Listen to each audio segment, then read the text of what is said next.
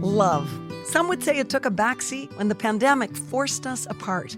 As a family-run and proudly Canadian-owned company, Charm Diamond Centers saw the need to bring us together with tales of love and created the Canadian Love Map podcast. Since then, we've shared hundreds of real, uplifting stories that prove love conquers all.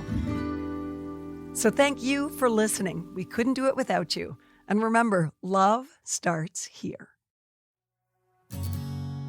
Don't you just love a good love story? Love is like that. It's the light that is part of your life. It's unconditional. There's something there for all of us. There's hope that we can get through this and find some joy in our lives. He's always been the one. Self-love is a love story too. Those little sparks of joy are really important. Imagine someone making your biggest dream come true. It's important for people to understand that you're not alone. Well, we love to be part of a Canadian love story. The love story never ends. Well, love is the most important thing. When you pack your bags and leave for work, the hug goodbye and that love and smirk as you promised us you wouldn't be too long. I never understood the distance, only understood time and how much at night you'd cross my mind as I laid in bed wondering where you'd gone. And it takes me back to being a kid and when he was traveling back and forth from going overseas. And, you know, it's true. I never understood just how far away he was going. I just knew he was going away to sing. When she passed me that song, I wrote back, I never thought I'd ever understand how I'd fit into this master plan until the day I took your hand in mine. Your mother laid you in my arms, you took a breath, and you took my heart. And there and then every single star aligned. Hi, I'm Nancy Regan. Today's love story belongs to the Guthros, and it's in the key of C for connection. I'm joined in the studio by award-winning singer-songwriter Bruce Guthro, a guy who's found fame on both sides of the Atlantic, his rising star daughter, Jodi, and the captain of the good ship Guthro, Kim. The only reason Dylan Guthro couldn't be here? Well, he's too busy making a splash in Nashville. This is the Canadian Love Map.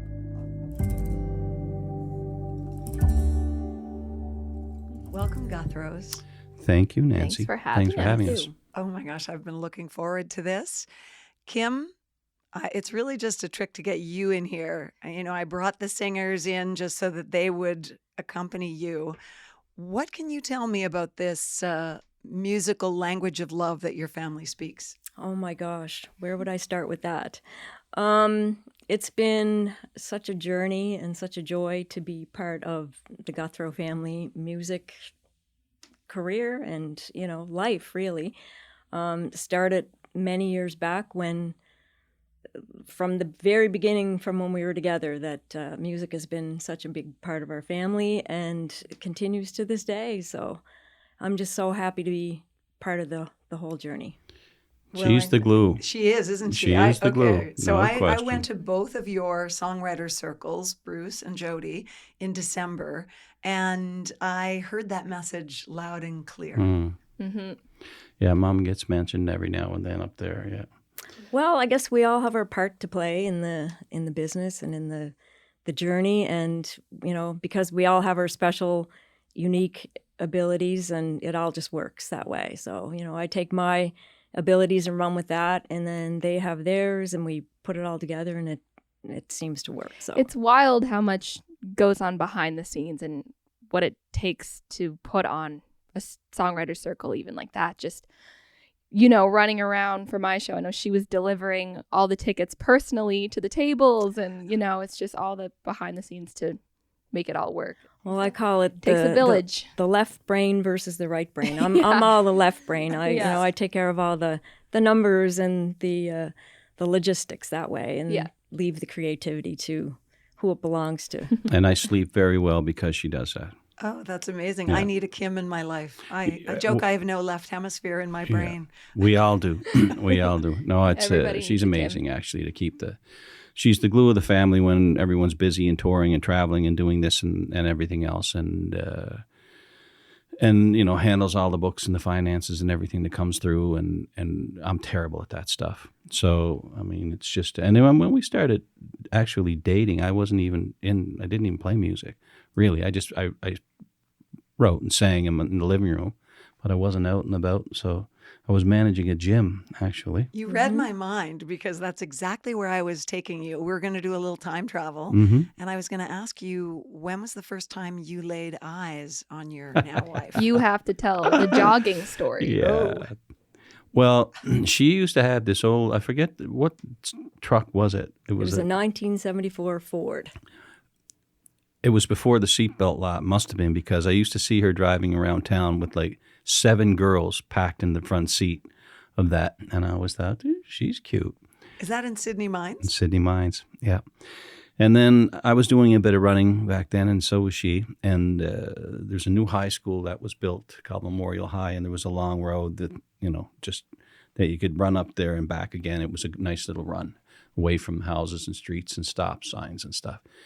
And literally, I was running up, she was running down. We caught each other's eye, and then we got about 30 yards past each other and both glanced back to check each other out. Oh, I love it. That's a true story. And that's where we first kind of noticed each other as far as in the town. And then I crashed a party at her house, and the rest is history. Yeah, that was the beginning of the love story. Yeah. I want to know what era was that? What was he wearing to run, Kim? Do you remember how he looked? How short were the shorts? Yeah, I don't know if I want to know. Thank you, Jodi, for really explaining what I was asking. He was pretty cute, I have to say. I don't even remember what the mullet and the mustache combo just really got her. Oh my gosh. Yeah, that's beautiful. And so you then met at a party. Yeah, I just crashed. Kim used to have parties, that was Sydney Mines. There wasn't a lot going on, so everybody would have a house party, but they had a lot. And I just kind of showed up uninvited, and that's where we kind of met and talked for a little while. But then we went our separate ways for a few years. That's true. We dated a few times, and Kim headed to Vancouver. Oh, all the best love stories go like that. Yeah. Right? And then she came back, and I remember there was a bar in North Sydney called Raffles on the main street, and Seamus McNeil and I, of the Barry McNeils, walked in, and Kim was sitting there with her friend, I believe it was Kim Tobin, and I went like, wow, because I had heard she was married and out in BC and all that sort of stuff. Which I wasn't. No, but you were out in BC, just Yeah. not married. I was pleasantly surprised to see you sitting there with your friend, and we managed to get a couple of seats at the same table, and then the rest is really history. Then we started dating full time, and so we're in year 35. Oh, right now. congratulations. Wow. Yeah. I am curious about what role music played in both your lives growing up in Cape Breton, because of course that island is renowned in Canada and really around the world for being a mecca of music and musicians. For my family, music was always part of our world. My grandparents on both sides were very musical. My dad's side especially, and actually my mom's side too. My grandfather on mom's side played the fiddle. And there was always accordions and guitars, and we grew up with a piano in our house, so there was singing, and we were part of choirs, my sisters and I. So from the get-go, music was a huge part of our life. So the transition into, our family as the Guthro family with music, it just is completely fitting with, my soul, really. How many sisters in your family? I have 4 younger sisters. Oh, my goodness. So I'm the oldest of 5 girls. They're somewhat famous, I believe, the Anderson girls, right? oh, they would be in Sydney Mines. Famous in that town, that's for sure. And as for me, music wasn't a big part of the household other than the record player. I was the first to kind of play, and there was 9 of us, play guitar or sing. Well, that's not true. We all sang in festivals and growing up through the schools and that sort of stuff. But to take it on professionally, or to try and write, or to try and learn an instrument, I was the first to do that.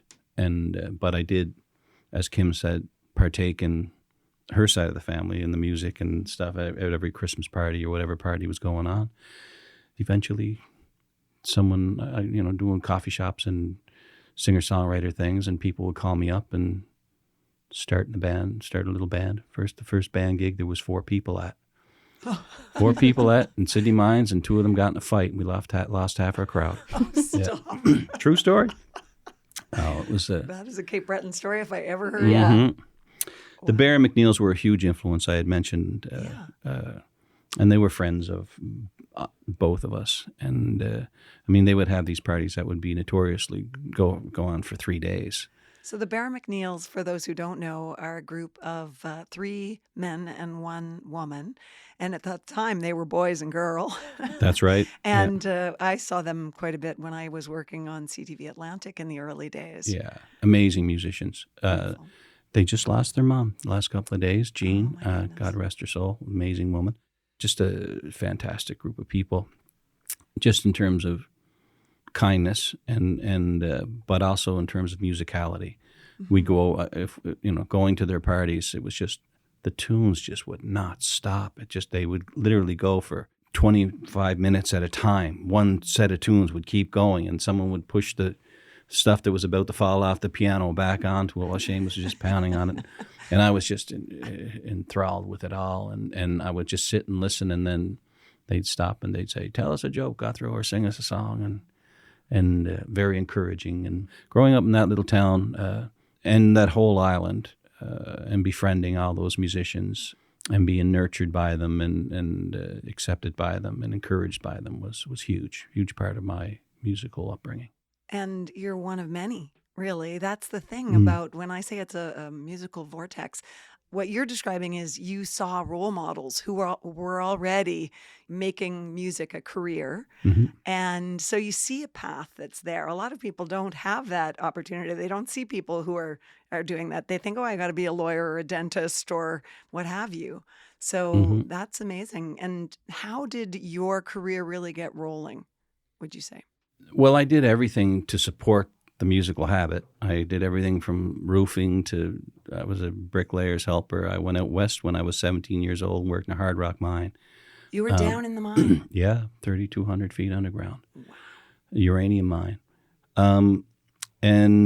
So I did everything I could to afford my habit of wanting to make a living in the music industry. And eventually I actually started to make a living in the music industry and put several bands together, and that broke up, and as you would in the Cape Breton bar scene.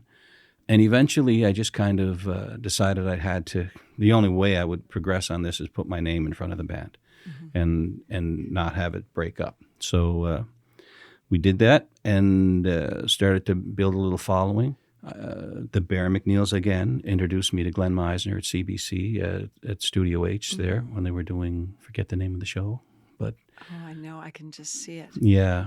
And Glenn was working with Brooks on a Stan Rogers tribute. I ended up getting involved in that and writing a tribute song to Stan, which ended up closing the show, which opened some doors. Natalie McMaster was doing Atlantic Airwaves at the time and liked my writing and asked me to be on her show, then asked me to write a song for her record, which I did, and then she liked it, and I sang on it, played it at the ECMAs. Steen Cameron, who was the president of EMI, heard it, liked it, wanted to sign me, and everything just kind of rolled quickly in a 2 or 3 year period. Isn't it beautiful when it snowballs like that? It was awesome. It's like a path just opens up, and you just are along for the ride. Yeah.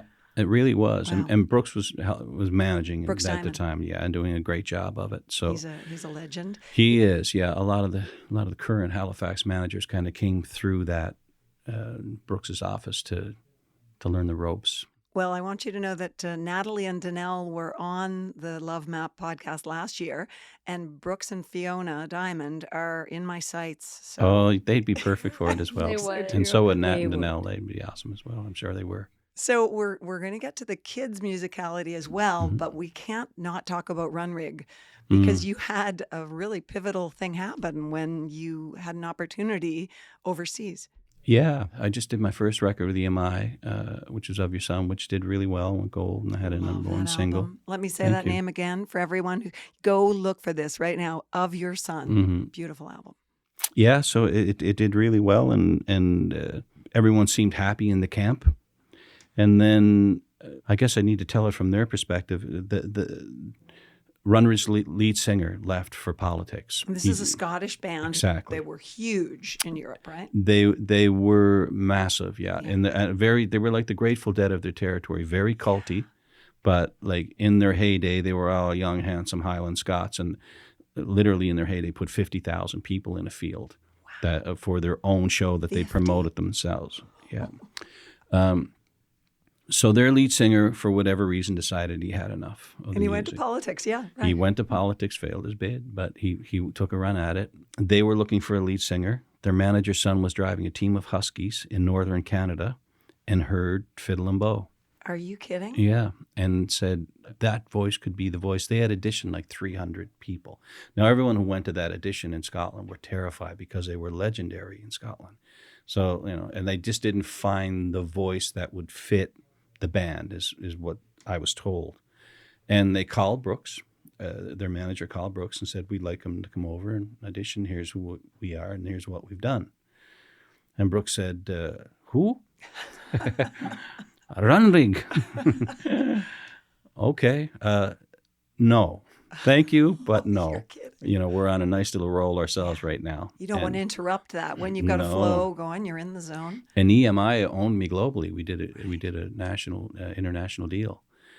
So I Googled them and looked and thought, oh my! I mean, I don't know. This is an opportunity we should maybe not be passing up. Because you realized it could serve, not only would it not interrupt, but it could really serve your career here. Exactly. She called back and said, look, the least you can do and come over and meet the guys. We'll pay for the tickets. So Brooks and I said, we've never been to Scotland. Let's go to Scotland. And landed in Glasgow, met the guys. And it took me all of about half an hour to realize like I really like these guys and I really like the music. Typically in band fashion, half of the band were very welcoming and wanted me and thought I was the guy, and half the band wasn't quite sure if I was the guy. And oh, really? Long story short, the audition went really well, and then I had to come back and see if we could actually make it happen. Brooks agreed. That probably wouldn't be a bad thing. I got to go to Kim for a second here. Mm-hmm. What was your perspective on all this at the time? It was mind-boggling, to be honest. It was, okay, we have a couple of young kids, and you're going to go, what? Time out. You're going where? With whom? Were we living in Hammonds Plains at this point in time, or were you guys still in Cape Breton? We were literally in the process of We were moving, okay. Yeah. Oh, you were moving with two young kids, and he was going to go off to Scotland. And she was starting a new job. And be a rock star. Oh. Yeah. So You're a it teacher, was... right? I am. Yes, I am. I wasn't at the time, though. I wasn't back then. I was working at a hospital in Cape Breton, and I had got a job at Bell Alliant, actually, in Halifax. So we moved here just as his career with Runrig was starting. It was a difficult time. I'm not going to lie. It was hard, but, he couldn't give up that opportunity. We couldn't give up that opportunity. We just knew that he had to take that path. So, we just buckled down and did what we had to do to make that happen. But the fact that you've made it to 35 years of marriage is made all that more significant by that story. Yes. Oh, wow. Mm-hmm. Yeah, she was amazing through it all. I mean, I would never have been able to do that without Kim and knowing full well that with the kids and be looked after. And it was tricky. I mean, she ended up keeping the job at MT&T too long, just because we realized that we didn't want strangers raising our kids. Mm-hmm. That was a busy time, but it's one of those things. The sun is shining. Let's make the hay, because those opportunities don't come often. How strange was it to find this whole other level of fame all of a sudden? I mean, a stage is a stage. I always kind of figured that, whether it's easier to play in front of 10,000 than it is 10. And, because you got the production and behind you and the band behind you. And it was more strange coming from a solo career to a band situation. That's what was really difficult for me. Because with the band situation, you're voting on everything. Nobody ever agreed on anything.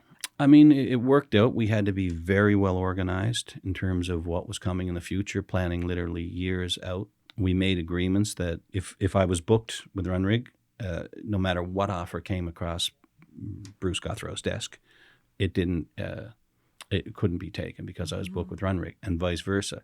So you got, you can imagine the friction that would bring. Oh, I can't. Yeah, they would get a massive festival offer, and I'd be playing Stanfest. So I can't do it. I'm already booked. I contracted for Stanfest. So sorry, boys. You have to, man. You know how much money they're after. Yeah. Well, you know the deal, and you know the drill. No, it was cool. It was great. There's nothing quite like standing in front of 10 or 20,000 people and having them sing back every word to you and feel that energy and have that big sound and production behind you. It's a whole unique experience compared to doing a songwriter circle where you and your acoustic guitar. Just a different kind of beautiful. I enjoy both equally. Mm-hmm. I miss the big stage a little bit sometimes. But man, I love doing just stripped down, bringing it down to what it's all about, which is the writing of the songs more than probably anything. I love listening to that. I have to say the Songwriter Circle, which we're going to get to, is something that gives me so much joy to participate in. Well, not participate, as a listener. Yeah, well, hopefully you feel like you are. La, la, la, la, la. We couldn't share the great stories that we do here on the Canadian Love Map podcast without the amazing support of Charm Diamond Centers. They are Canada's largest family-owned jeweler, and they're proud to be putting love on the map. The folks at Charm Diamond Centers are thrilled to be a part of your love story. So visit charmdiamondcenters.com or one of your local stores. Love starts here. When did the kids start to show a tendency toward being musical? They kind of developed separately that way. I was going to say, it was definitely a very different times. Yeah. Dylan, when he was following me around with his little half-size guitar when he was 4. Mm-hmm. And Kim was not only the glue and the organizer for everything that was going on, she was also the videotaper. Videotaper. There's a better word than videotaper, but that's exactly what I was trying to look for. Videotaper back. So she was holding the camera, so I bet there aren't that many pictures and not a lot of video of her. No. That's really mother's curse, right? Yeah. But she did, they're from that high to that high. There's hundreds of videotapes of them. And so Dylan's there being a songwriter and belting out and just, hitting the guitar.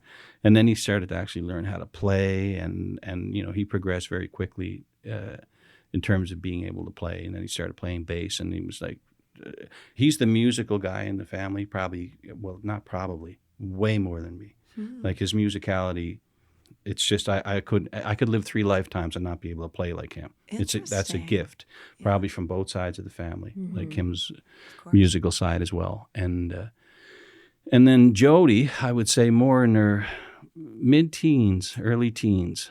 I actually remember I was 13 or 14, and I was watching one of the old home videos, and I hadn't picked up the guitar really yet at this point. And there was a video of Dylan. He was about 4, and he was playing bar chords, and he was playing Sweet Home Alabama or something like this. And I was like, okay, it's time. Like, he's 4, and he's like, it's time to learn. Game on. I was always really into writing like poetry. I was more into the lyrics and the songwriting and everything. I'm not as musical. Gifted at it, may I add. It's, she had writing was always such a huge part of the process for me. And so I think it just kind of in turn flipped over to both Dylan and Jodi. And Dylan being the musicality of the family and being incredible on everything. Like he plays drums, bass, keyboards, produces, writes, does it all. There's also, I believe, a gift that is given to the soul to have the gift of the word is what I call it. So it's like, it's a bit of work, as you said earlier, meets just the gift. Yeah. And Jodi, in my opinion, was given the gift of the word. Like it's kind of just being able to craft together the lyric to make a great song is a true art.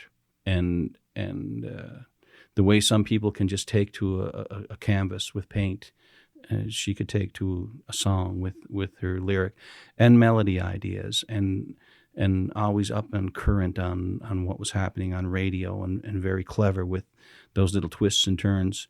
And she just started to blossom in her teens very quickly in terms of that. And then you got to witness it not long ago with the circle.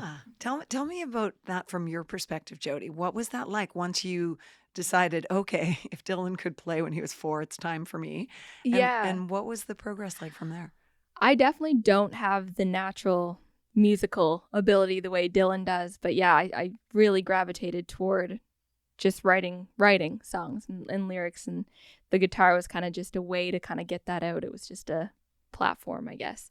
But it's funny, I look back now on songs that I wrote when I was like 15, 16, 17, and I'm like, I relate more to them now than I didn't even know what I was talking about back then. But everything is just so new to you at that age, and you're watching, and I would write songs about you guys and your love story, and because I hadn't experienced heartbreak or anything like that yet, but I could write about it. And it's interesting too.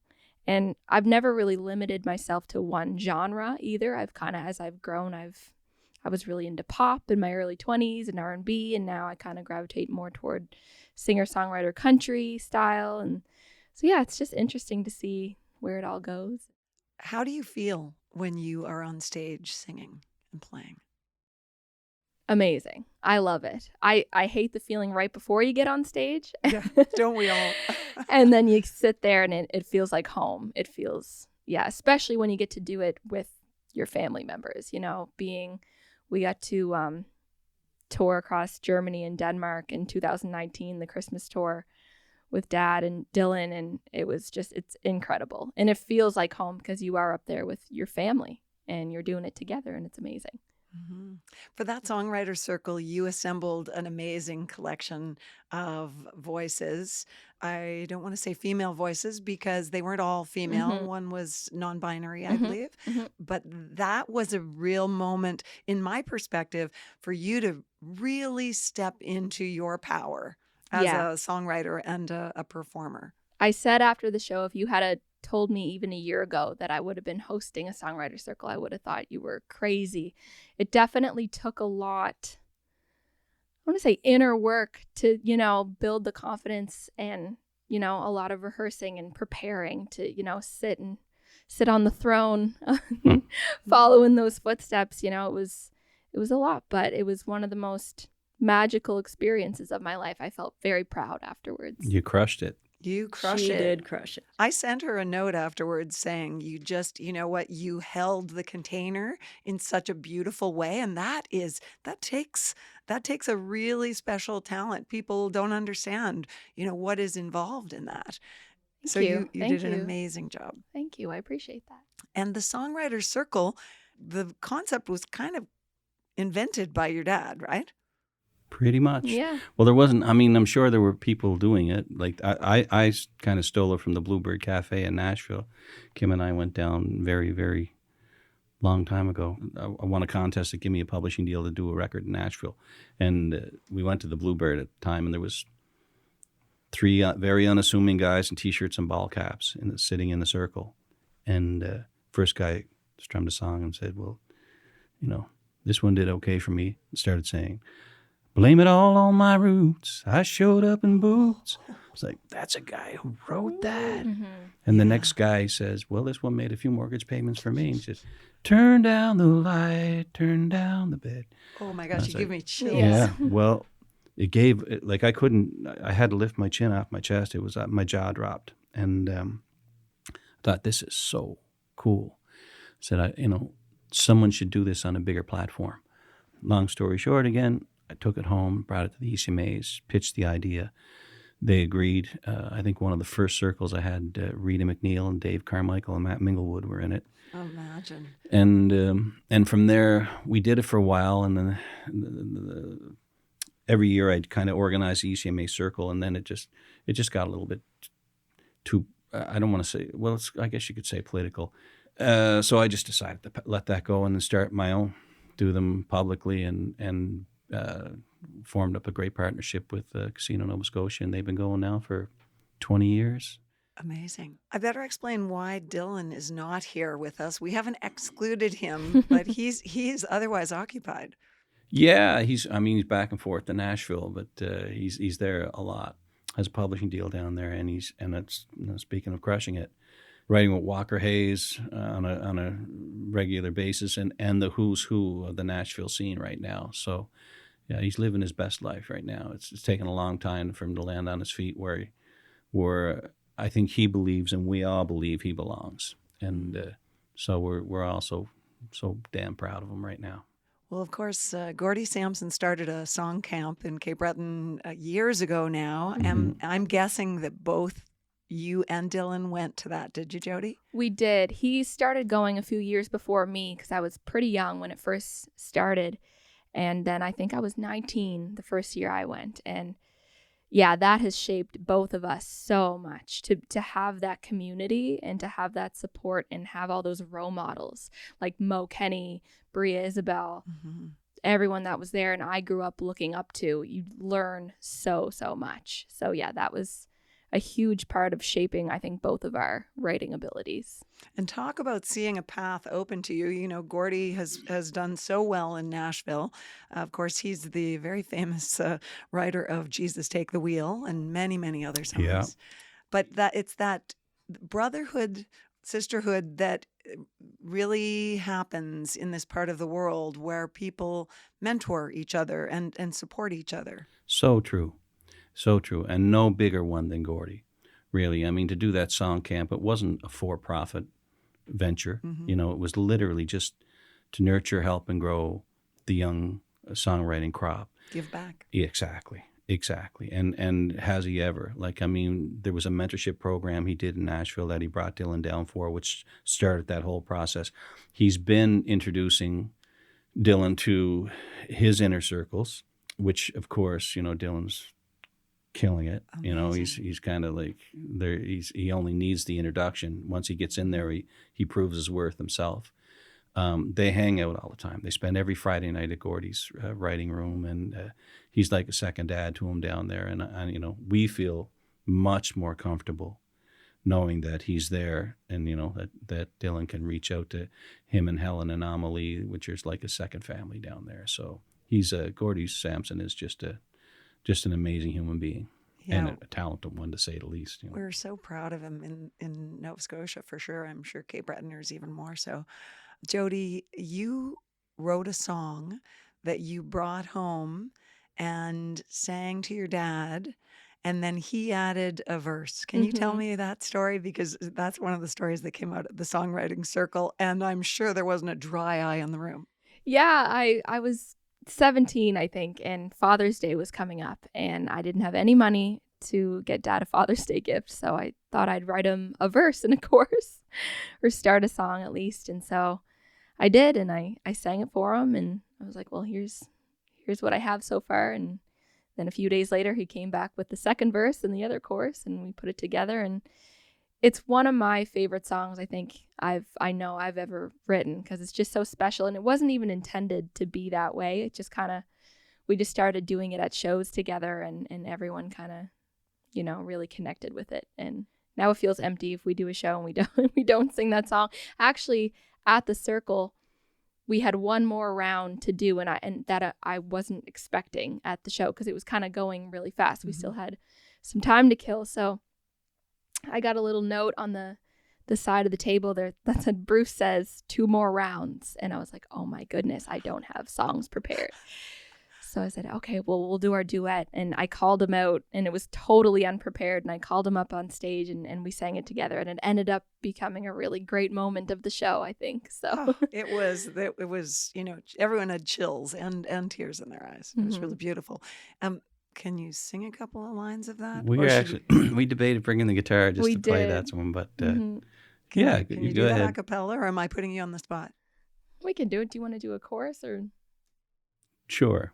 I'll explain one line in the beginning of it too, because it's like it's one of my favorite lines in the song. But it's like, the when you pack your bags and leave for work, the hug goodbye and that love and smirk, as you promised us you wouldn't be too long. I never understood the distance, only understood time and how much at night you'd cross my mind, as I laid in bed wondering where you'd gone. And it takes me back to being a kid and when he was traveling back and forth from going overseas. And, you know, it's true. I never understood just how far away he was going. I just knew he was going away to sing. He was going on an airplane, going away to sing. And I don't think I understood the magnitude of what was happening until I went over to Scotland and got to see it for the first time in the massive crowd and the huge show. But and you thought, that's my dad? Yeah, I'm like, who is this guy in leather pants and sunglasses? That is not my dad. So when she passed me that song, I wrote back, I never thought I'd ever understand how I'd fit into this master plan until the day I took your hand in mine. Your mother laid you in my arms, you took a breath, and you took my heart. And there and then every single star aligned. And then we just kind of reworked the second chorus, for which we'll sing to you right now. Want to do it? Sure. Do you want to pick a key for me? You start it. Yes, I thank God. All right, 1, 2, 3. Yes, I thank God every day for giving me your eyes.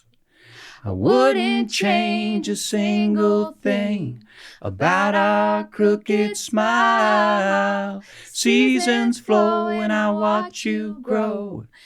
I just hope to God you know that you can count on me. I'll be by your side. You can count on me. I'll be by your side. Okay, where do we go from there? That is incredible. That song deserves to go big places. It hasn't even been recorded yet. We were actually texting the other day. We were like, we got to record that. We got to lay that down. Yeah. That's it. Yeah, you got to record that. And you know what? Gordy Sampson's going to get it into somebody's hands in Nashville. And the next thing we know, it's going to be winning a Grammy or a... There you go. Wouldn't that be nice? There you go. You want to manage us? Yeah. No, I think you've got the best manager in town right over there. Kim, what would you love to see? I started with you, and I'm going to turn it to you now that you're all emotional. What would you love to see for your kids' musical careers? Boy, oh boy. Just to do whatever makes them happy, really. And I see that with Dylan in Nashville right now. Like he's killing it and loving it and making new friends, and Jodi, you know, just whatever makes you happy in your music. I think that's the most important thing.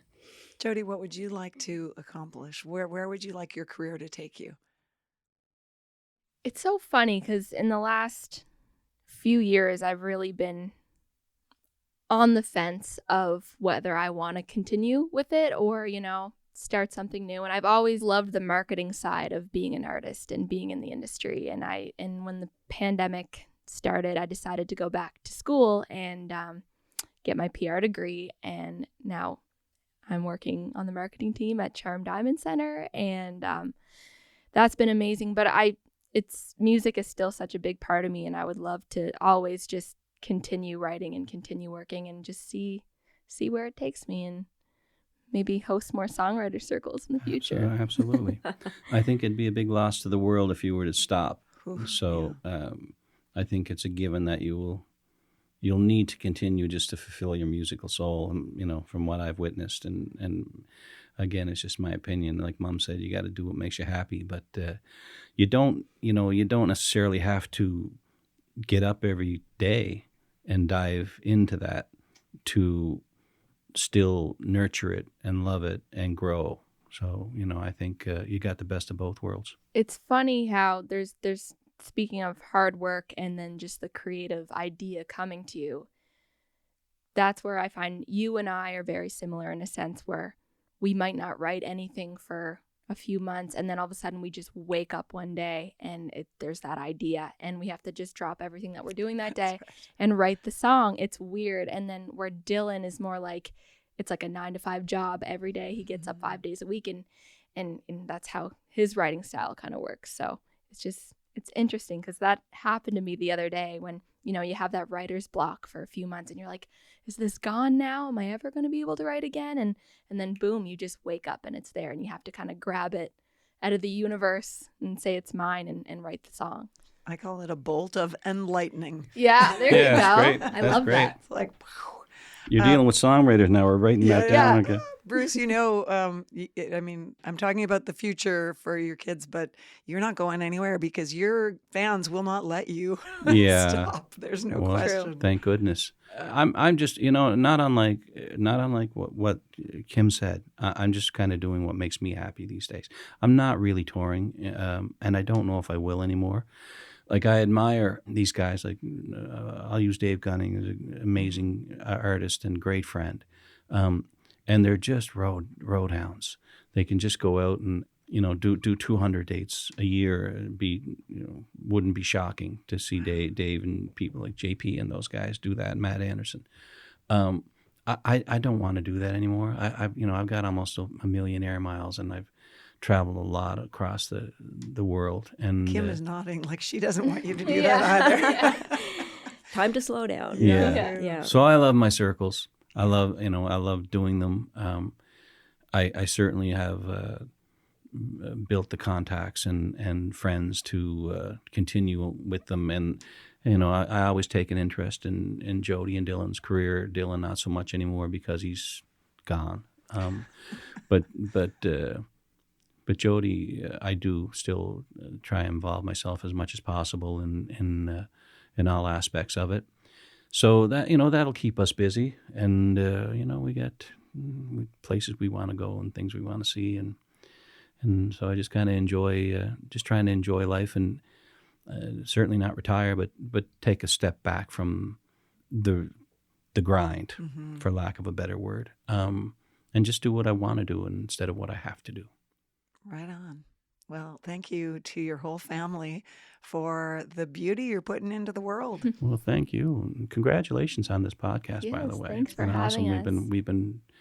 We've been creeping you. Is that the word they use? Lurking. Lurking. We've been lurking. Pretty great job. I get to have conversations like this. Like I every time I think, I love my job. Yeah. Yeah. Well, you're great at it. That's probably why you love it. Thank you all so much. Thank you for having us. Say hi to Dylan for us, too. Will do. We'll be watching you all. I'll be creeping and lurking, too. All right. Thank you so much. Nancy. Thanks for listening to the Canadian Love Map. If you love us, please subscribe and share. And if you want to help us spread the love even more, rate and review our podcast. It makes such a difference. We'll be back next week with another love story to add to the map. This podcast is presented and made possible by Charm Diamond Centers.